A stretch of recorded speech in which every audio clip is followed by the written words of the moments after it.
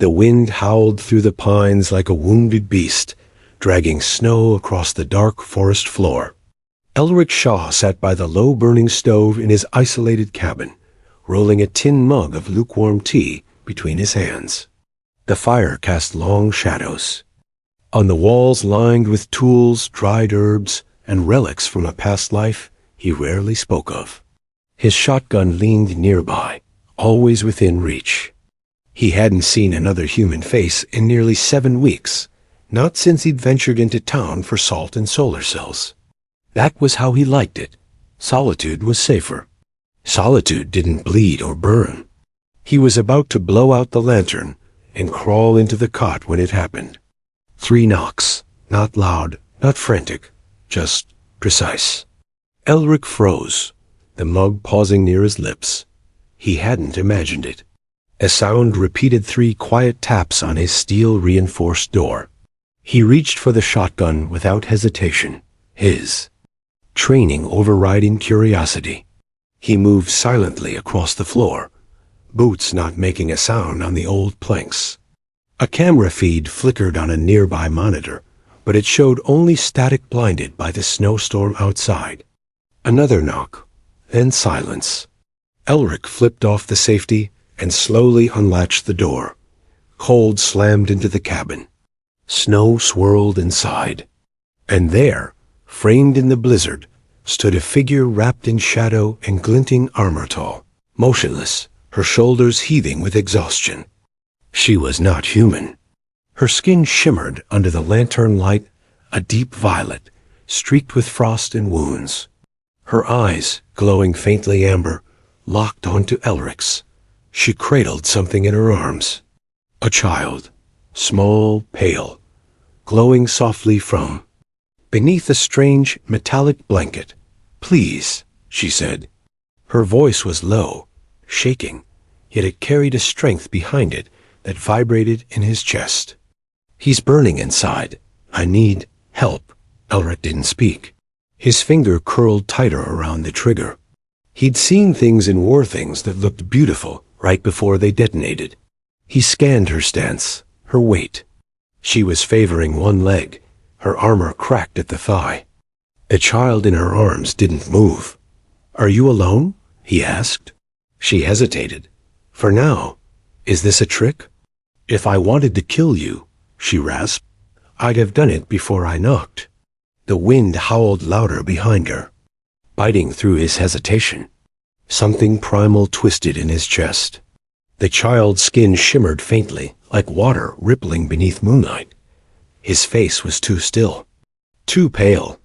Elric lowered the barrel just an inch. "Inside," he said, stepping aside. Slow. She moved like a wounded panther, graceful but tired. Her boots left smoldering footprints in the melting snow.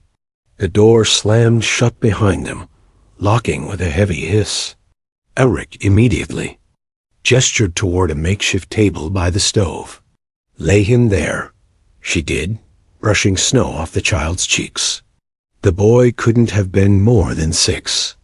His features were delicate, otherworldly silver lashes, tiny glowing veins beneath translucent skin.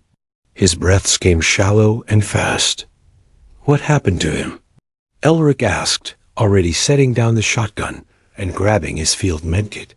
"He's overheating," she said, removing her armored gauntlets with trembling hands.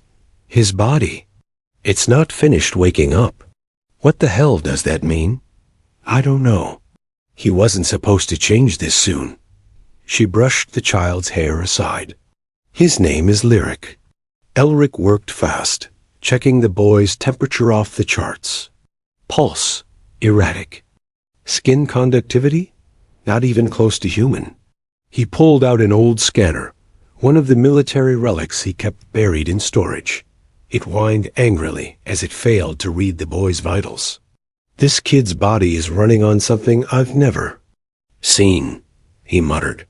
"His cells are humming, like a battery about to overload." "He's not sick," she said. "He's becoming." That made no sense, but Elric didn't press her. He slipped a cool pad beneath the boy's back and gently inserted a needle, hoping. The mix of stabilizers and synthetic anti-shock compound would at least buy them time. As the medicine flowed, Lyric twitched. His small hand flinched toward Elric's. "Easy, kid," he murmured. "You're safe now. You're warm." 2. His surprise, the child's fingers wrapped around his own. The glowing light around him dimmed slightly. Elric felt it not heat, but something deeper. A strange warmth that pulsed into his bones. The woman Trana, she later told him, watched in silence. And for a moment, as her armor cracked and steamed by the stove, she looked less like a warrior and more like something else entirely. A mother. And Elric, despite all the voices in his head screaming that this was madness, knew one thing with painful clarity. He couldn't let the boy die. The storm had settled into a rhythm, slow and steady, like a breath drawn in by the forest. Itself, Elric stood by the window, watching the swirling snow soften under moonlight. But even the beauty of the night couldn't distract him from what had just entered his life. Trana sat silently near the fire, her armor hissing as it dried, the cracks along her legs faintly glowing with internal circuitry trying to repair itself. Lyric lay on the cot, finally still, his breathing now more even, though his skin still shimmered faintly under the blanket Elric had wrapped him in. The cabin had grown quiet, but it wasn't peace. It was tension waiting to snap. Elric turned. "You said he's becoming. Becoming what?"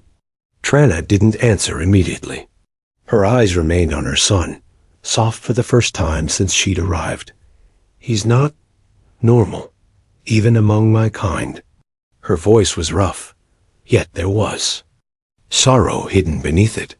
He was born during a convergence, a celestial alignment our people have watched for centuries. We believed it marked the return of something ancient. Lyric was the only child born alive during that cycle. And ever since, he's had dreams. Visions. We thought we could protect him long enough to understand them. Elric moved closer, dragging a worn chair from the corner of the room. He didn't sit. "And now? They found us," she said. Her jaw clenched. "The ones who hunt what they don't understand. They call themselves the Seekers, but they don't seek, they consume. Lyric is more than just a child to them. He's a beacon." Outside, something howled. Not an animal. It was distant, metallic, high-pitched and strange. Elric froze. So did Trana. She rose in a smooth motion, despite her injuries, and her hand went to the hilt of a long, blade-like device at her hip that seemed to fold out of her armor like liquid metal. "You've led them here," Elric said. "No," she replied quickly. "I came here because they were already close. I thought this place might be shielded." Elric moved toward a control panel on the wall, an old military-grade console. He'd rigged with heat scramblers and noise dampeners. The system flickered briefly as he checked the perimeter feeds. Static washed over the screen, but through the haze, he saw something. Not figures, not yet, but pulses of red light moving. Through the woods in perfect synchronization. Too smooth. Too quiet. "They're scanning," Elric muttered. "Thermals. But not just that. They're sweeping for energy." Trana was already moving, checking Lyric's blanket. "His glow," she whispered. "It's too bright now. His body's waking up faster than we thought." Elric's hands moved on instinct, switching off every light, locking every window. He flipped a switch under the table, and the fireplace extinguished with a hiss of pressurized gas. Darkness settled. "Follow me," he said. "There's a root cellar, steel-lined, covered with snow and dirt. They won't see through it." Trana hesitated. "Will it hold?" "Long enough," Elric said. "I built it for a worse winter than this." She nodded and moved to lift Lyric in her arms, but the boy stirred. "I want to walk," he whispered. His voice was small, but steady. His silver eyes opened, faintly glowing, and for a moment, Elric felt something ripple in the air, like a string had been plucked inside his chest. "Stay close," he muttered, opening the trapdoor hidden beneath the rug. The three of them descended into the earth, the heavy door closing behind them. It sealed with a thunk, and Elric lit a single low-powered lantern. The room below was compact, but well-stocked emergency rations. Water, tools, a cot, and a battery-powered monitor. System. Trana sat cross-legged with Lyric beside her, holding him tightly. "They won't stop," she said quietly.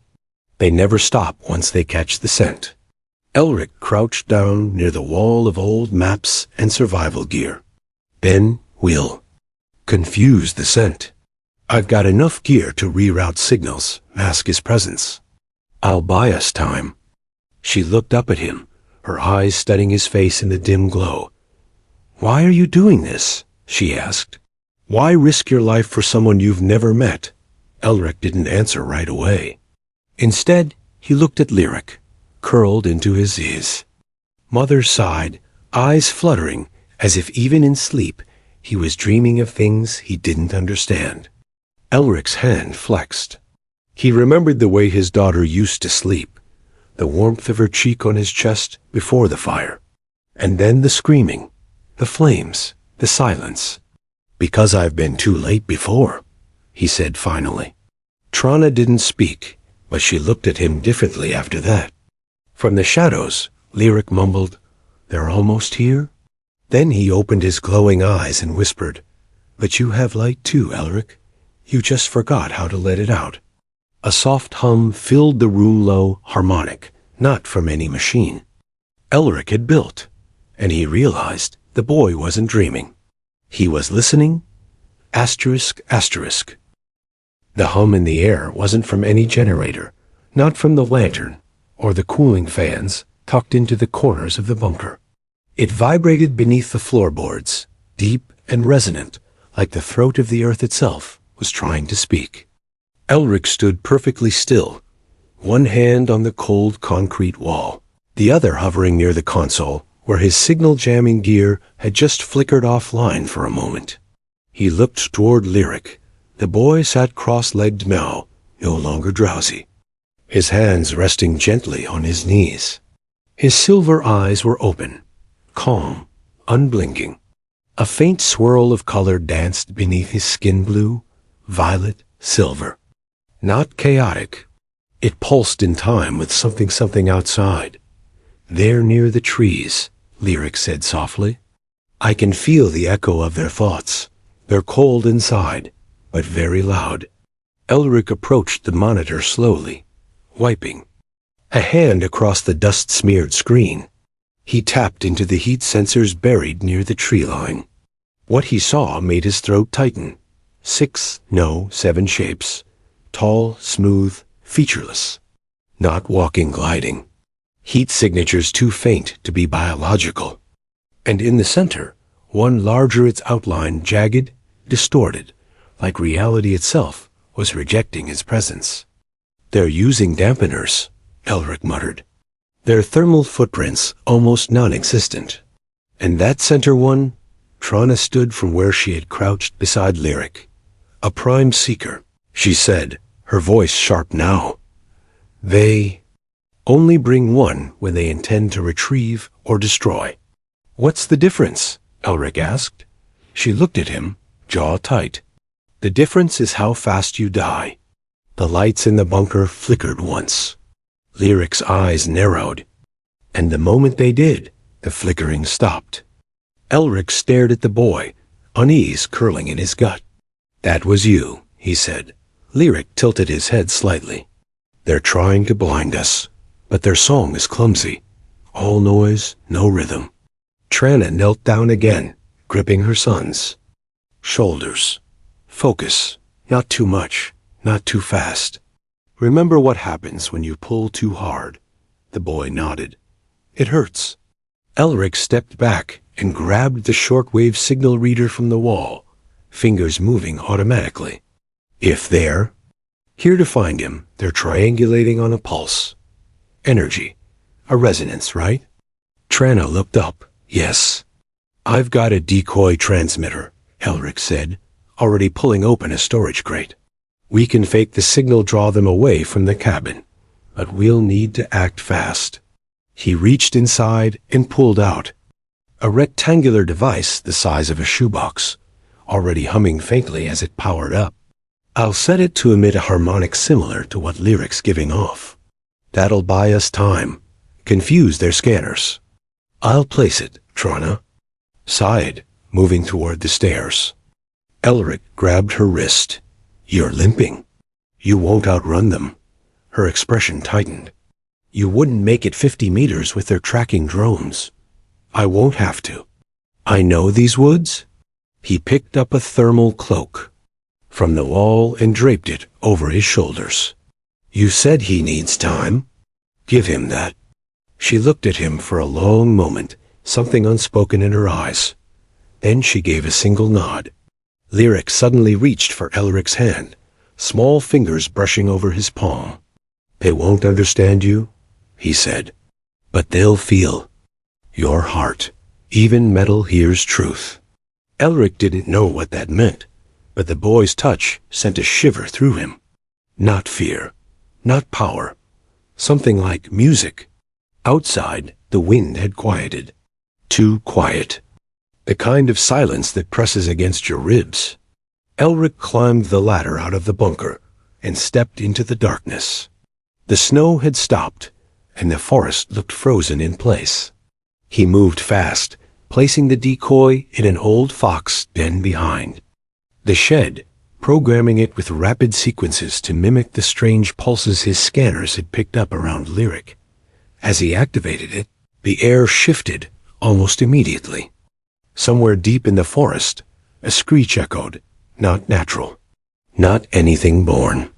Elric ducked low, slipping between trees as faint red lights flickered in the fog.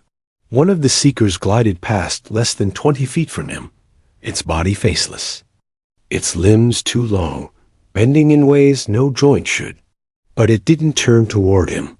It veered east toward the false signal. It worked, until it didn't. Back in the bunker, Lyric sat up straighter.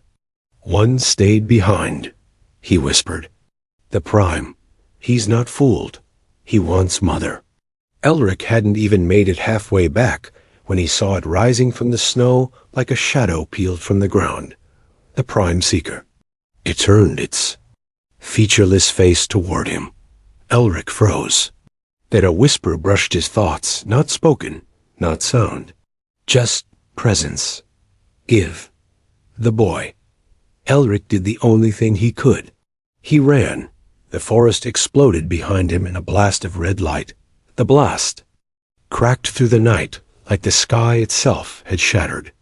Trees splintered behind Elric, bark and flame flying in every direction as he dove behind a frozen log. Heat washed over his back even through the thermal cloak. He didn't look back. He couldn't. His heart pounded against his ribs like it wanted out. The ground trembled with each movement of the thing chasing him. Not footsteps, no. The Prime Seeker didn't walk. It glided like a blade through silk, and it was fast. Too fast.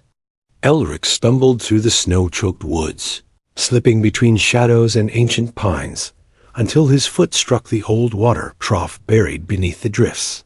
He hit the ground hard, the cold biting through his jacket.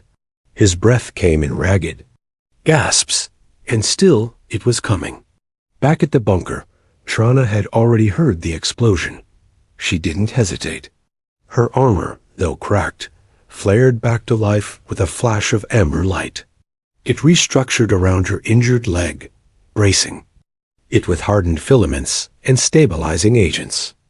Lyric looked up at her from the cot, his eyes wide but calm. He's trying to save us, he said.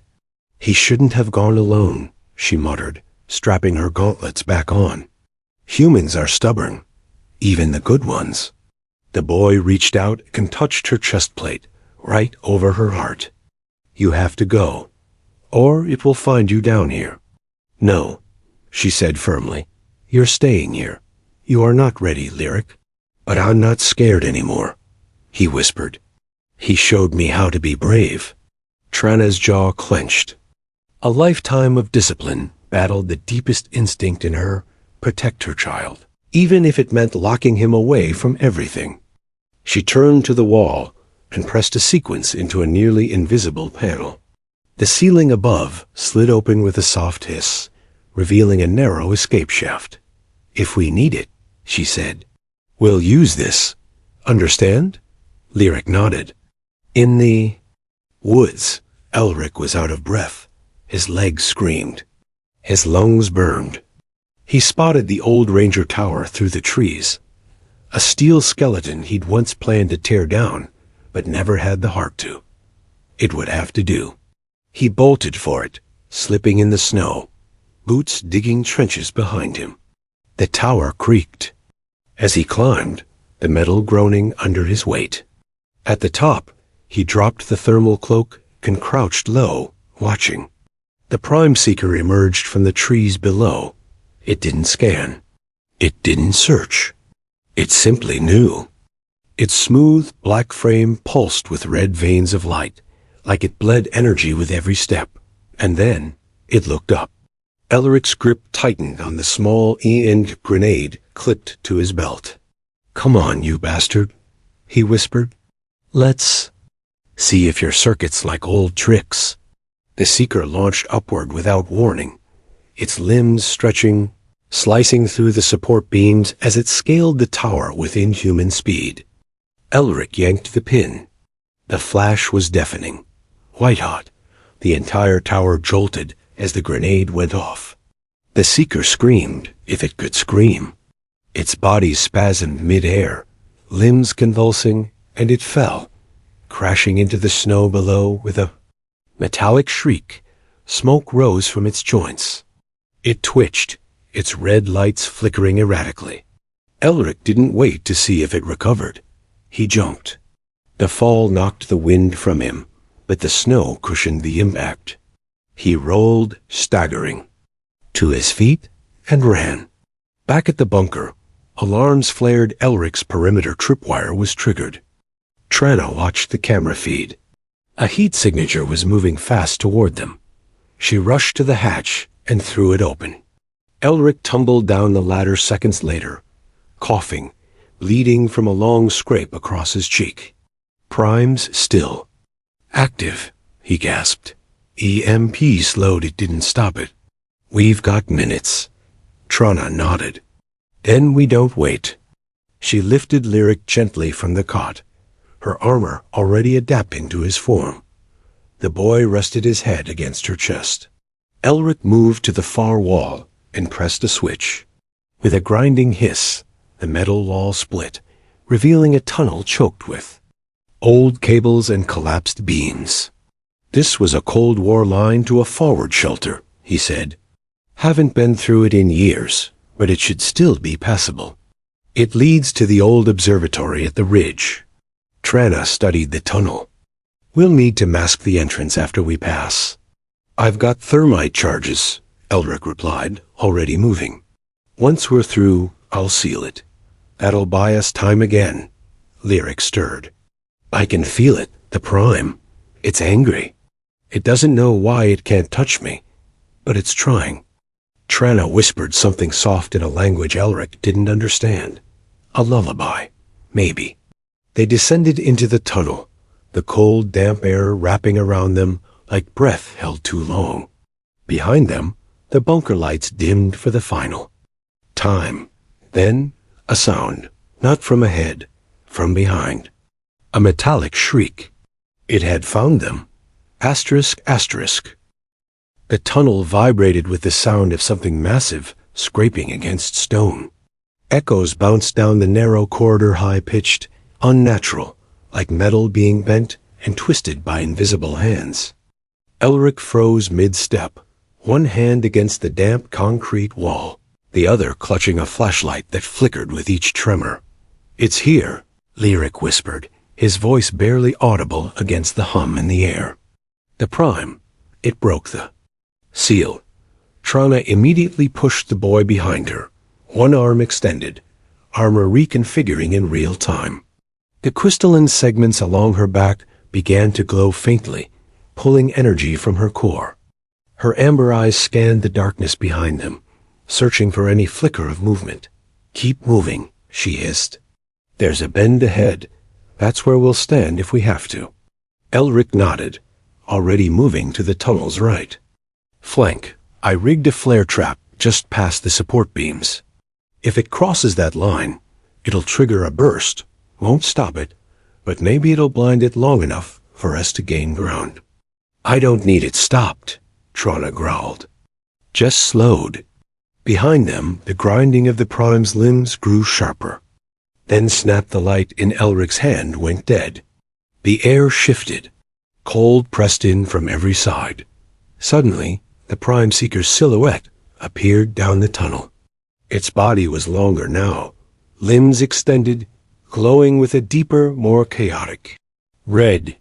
The air around it shimmered as it moved, reality bending like a mirage in desert heat. Lyric gasped and collapsed to his knees, clutching his head. "It's screaming, not out loud, inside." Elric dropped beside him. "Focus on me, Lyric. You're safe. You hear me? You're safe." Trana stepped forward, shielding them both. "If it touches him, he'll burn from the inside." Out. Then, without warning, the Prime lunged forward, dragging its limbs across the tunnel walls. Sparks flew as it scraped along the concrete, knocking loose chunks of metal and pipe. The proximity triggered Elric's flare trap. Brilliant white light burst across the narrow passage. The Seeker recoiled, its frame vibrating violently, limbs spasming. It screamed again, but this time the sound was heard, not just felt. A low, grinding wail that seemed to tear at bone and memory. Trana didn't wait. She launched herself forward, drawing a weapon from her hip, a long blade made of swirling blue light. She struck hard, aiming for the exposed core at its chest. Blade hit. Sparks and fluid burst out as the Seeker stumbled backward. But it did not fall. It retaliated with a clawed appendage, slashing across Trana's side. Her armor cracked. She grunted, staggering back. Blood, darker than human, splashed onto the tunnel floor. "Fall back!" Elric shouted, dragging Lyric with him toward the bend, but Lyric wasn't unconscious. He was staring at the Prime, his eyes glowing with sharp silvery light. His small hand lifted, and the air around him began to vibrate soft at first, then louder, deeper. Trana's gaze snapped toward him. "Lyric, no, you're not ready." "I don't want to hurt it," he said softly. "I want it to listen." The Seeker lunged again, but this time, before it could reach them, the tunnel itself shook. Not from violence, from resonance. Lyric stood tall, his tiny hands open, and spoke one word untranslatable ancient. A hum, a song, a command. The Seeker stopped mid-motion. It trembled. Its lights flickered wildly. Then it screamed, not from pain, from confusion. The red glow in its body dimmed then pulsed. It stepped backward. Once. Twice. Its form shimmered like it was being pulled apart at the seams, not destroyed, but unraveled. Its limbs shortened. Its surface darkened. Then, in a flash of violet light, it collapsed to its knees. Trana limped forward, stunned. "You it." "I showed it the song," Lyric whispered. It didn't understand. It was hurting. But it was made to remember, and I reminded it. Elric stared, breathless. That wasn't just energy. That was harmony. The Prime Seeker remained still, the red veins across its body now glowing a soft gold. It made no move to attack. Trana pressed a hand to her bleeding side and turned to Elric. "We have to go. This one may be quieted, but the rest won't." "B, where's the exit?" Elric pointed ahead. "The observatory's 2 minutes up the slope. If we push, we'll make it." Lyric turned one last time to look at the kneeling Seeker, his gaze full of sorrow. I didn't want to fight it. I just wanted it to know. Trana picked him up, cradling him to her chest. You did well, little star. Now we move. Together. They fled through the tunnel as the Seeker remained still silent, now not defeated, but changed, and somewhere far above them, in the frozen sky beyond the trees, something else was listening. Asterisk, the observatory loomed like a skeleton above the snowy ridge, its broken dome half swallowed by trees and time.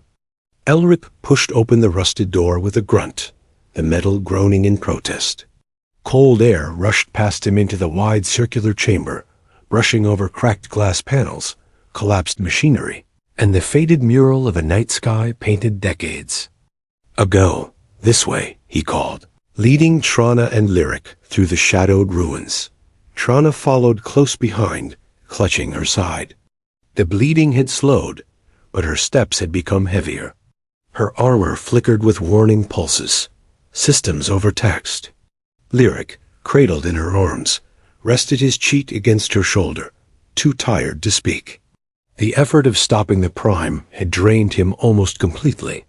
His glow had dimmed, but hadn't vanished. Elric led them down a crumbling staircase into the lower level. What used to be storage for star charts, calibration gear, and old computers. It was dry, hidden, defensible. He flipped open a power panel, and to his surprise, the emergency lights blinked to life, faint and flickering, but steady enough. He cleared a bench with his arm and gestured. Set him here. I'll patch you both up. Trana didn't argue. She lowered herself slowly onto the bench, grimacing as she laid Lyric beside her. He stirred, his small fingers grasping the edge of her gauntlet. Mother, he whispered. They're still looking. They know I'm here. I know, she replied, brushing silver hair from his face. But they won't reach you. Not again. Elric moved quickly, stripping off his coat and grabbing the small emergency medkit he'd stashed years ago. He started with her afield. Patch to seal the gash, a rehydration injection to stabilize her blood flow. Then he turned to Lyric. His vitals were unreadable by human tech, but Elric had seen enough now to rely on instinct. The boy's breathing was steady. His skin still shimmered, but the pulses were rhythmic, not erratic. Elric gently ran a sensor wand over Lyric's chest. Whatever you did back there? It changed something, Elric murmured. Not just in the Seeker, in you. He reached out, Trana said quietly. Not to hurt, to be understood. That's what he does, Elric. It's his gift. I've seen people do amazing things in combat, Elric replied, applying a stabilizing gel to Lyric's temple. But I've never seen a kid anyone change a killing machine just by speaking. Because you're thinking in weapons, she said. Not frequencies, not resonance. Lyric doesn't fight. He reflects. He mirrors what's broken and gives it music again.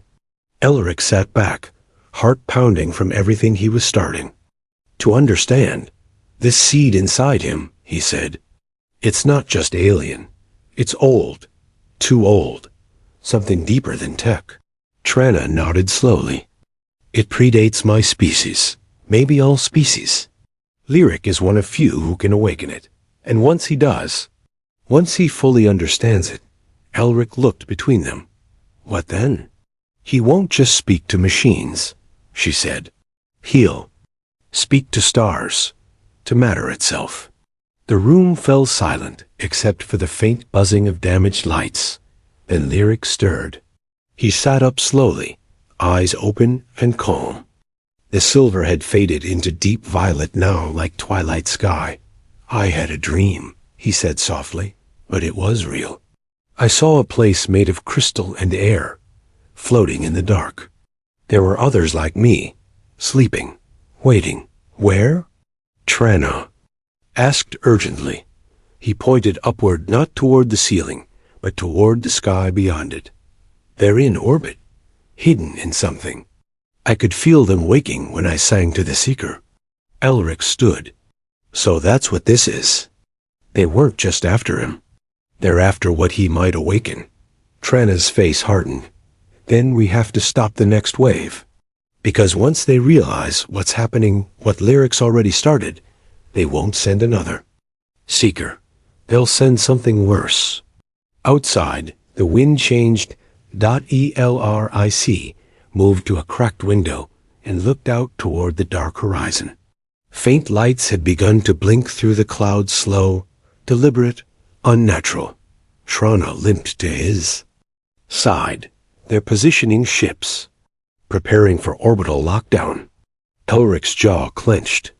They think they can surround us, contain us. No, Lyric said from behind them. They're trying to silence the song. But it's already begun to echo. What do you mean? Elric asked, turning. The boy closed his eyes. The lights in the room flickered in rhythm with his breath. I can hear them now. The others, not just here, all across the sky. One by one, they're waking up. The song is spreading. And soon, they'll all remember. A deep thrum filled the observatory low. Soft, but not mechanical. It came from beneath the earth. And above the stars. Elric looked at Trana. What if this isn't the end? She met his gaze, her expression shifting. Then it's the beginning. And above them, far in the cold, dark sky, the first Harvest-class warship opened its gates. The final reckoning had begun. Asterisk. The sky was no longer silent. It shimmered, pulsed, and sang with a sound that wasn't sound waves of light rippling across the clouds like fingers on water. From the broken dome of the observatory, Elric watched with wide eyes as a shape emerged. Above the mountains, it wasn't just large, it was vast. The Harvest-class warship cast a shadow over the entire ridge, its hull made of blood-red crystal laced with jagged black veins. It glowed with purpose, malice, and hunger. Trana stepped.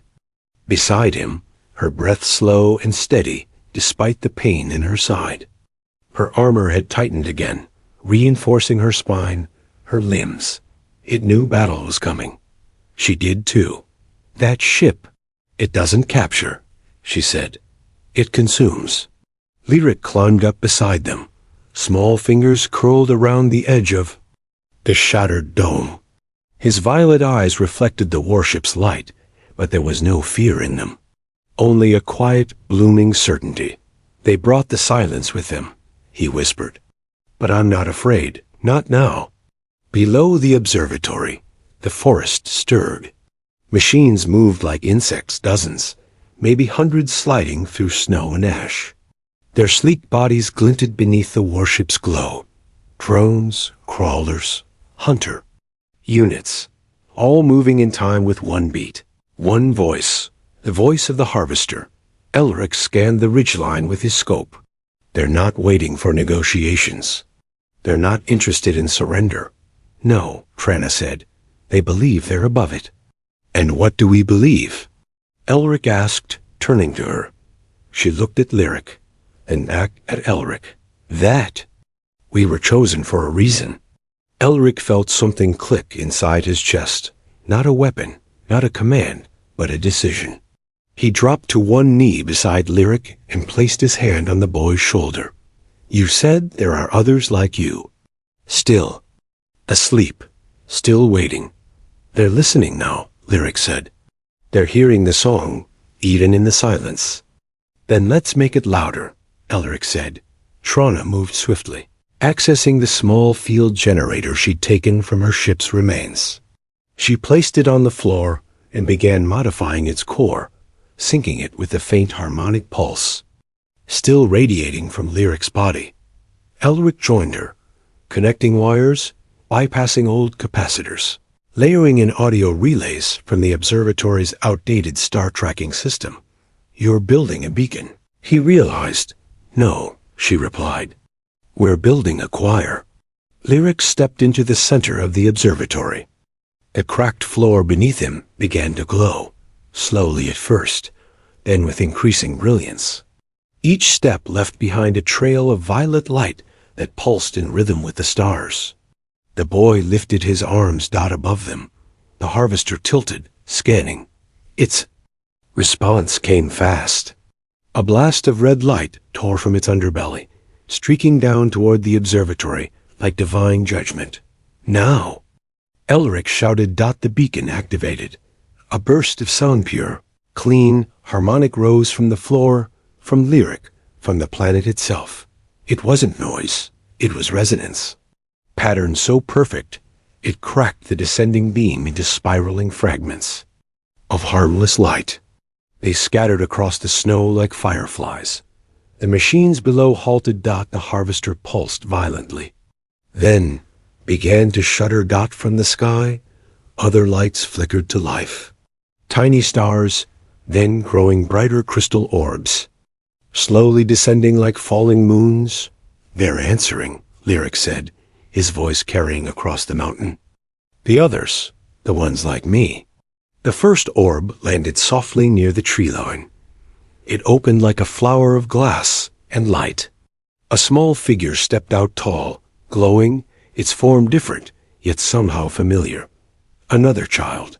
Another song. Then. Another and another. Across the world, across the void, the choir awakened. The harvester screamed. But it was not alone anymore, and it could not hold the silence. The newly awakened children sang, not with words, but with feeling, with memory, with hope. The machines below dropped their weapons. Some disintegrated into sand. Others reformed into shapes that mimicked trees, rivers, or wings. The harvester itself began to melt, not into ruin, but into beauty. Its red crystal faded into deep blues, then greens, then colors no human had named. Its core pulsed once, twice, and then changed.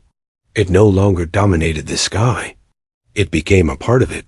The war was over, not through blood, through understanding. Through the song. Elric knelt as Lyric returned to him. The boy fell into his arms, exhausted, glowing faintly but smiling. You did it, Elric whispered. We did, Lyric said. You helped me remember I wasn't alone. Trana joined them, placing a hand on both their shoulders. You gave him more than medicine. Elric, you gave him family. They stood together under the newly colored sky, surrounded by the echoes of a song that had changed the world. Above them, the harvester floated transformed, peaceful. And across the stars, those who had once been hunted, hidden, or sleeping, began to awaken. Human and alien, machine and mind, old and young. Together. Because one child knocked on a human's door. And that human answered. The end.